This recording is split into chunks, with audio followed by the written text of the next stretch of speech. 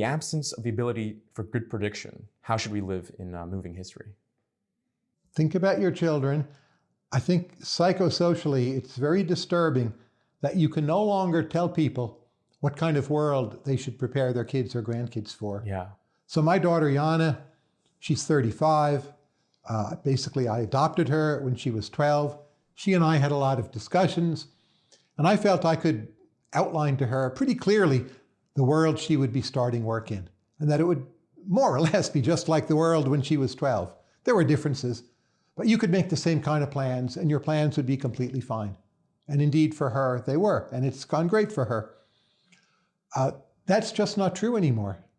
So just digesting that fact and getting over it, like if you think about the Obama years, remarkably little happened by most standards, and we're all used to that. At least in the United States. Some countries, a lot happened.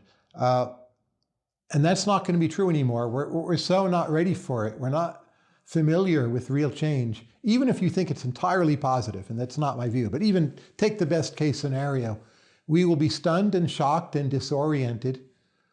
In some ways, the purely positive scenario might be harder for us than a mixed scenario, because a mixed scenario, fighting off these challenges gives you something to do, gives you a sense of meaning and purpose. Like if it's only all positives, maybe that's tougher mentally. Yeah. So I don't have real guides, but I tell people like invest in friends, great peers, mentors, and make sure you have some fun, rewarding, cheap hobbies. Right, right. And stick on this wave of innovation, right? Always be on the bleeding edge and try That's out. right. Right. And you don't have to be an AI programmer or a builder. Very few people can really do that. But just use it and be familiar with what's happening. You can do that for free.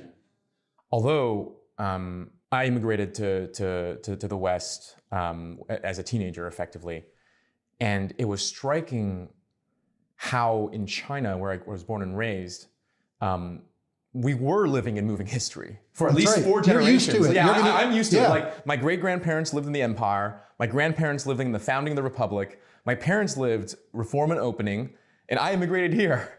So when I look back, all I see is radical change. But then I look at my peers, my friends that I made here. No. Their dad's lives look like their lives, looks like their granddad's lives, looks like their great-granddad's lives, right? So most of the world is actually totally ready for moving history because history never ended for them.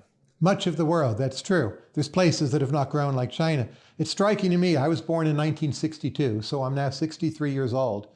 Really, at no point in my life did I need to relearn how to operate any device. I learned how to drive, I was 16, common history. I didn't have to relearn anything, nothing. That's stunning, it's quite bad in a way. Now we're at the point where I'm going to need to relearn new things, but that I could go so many years of a life, well, how to cook. I know more dishes, but how to operate all the equipment. I guess I learned a microwave, never really quite learned it actually, when I was, a young teen. That was the only change, everything else is the same.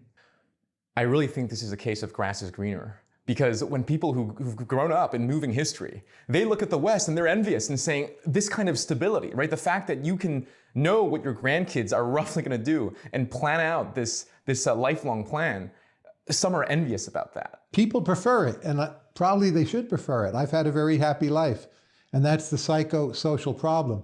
But you only get ongoing periods of stability by taking some chances and having big changes every now and then. You can't just keep it in some guaranteed form forever. Like there is no UBI for humanity as a whole. It's one way to put it. I see.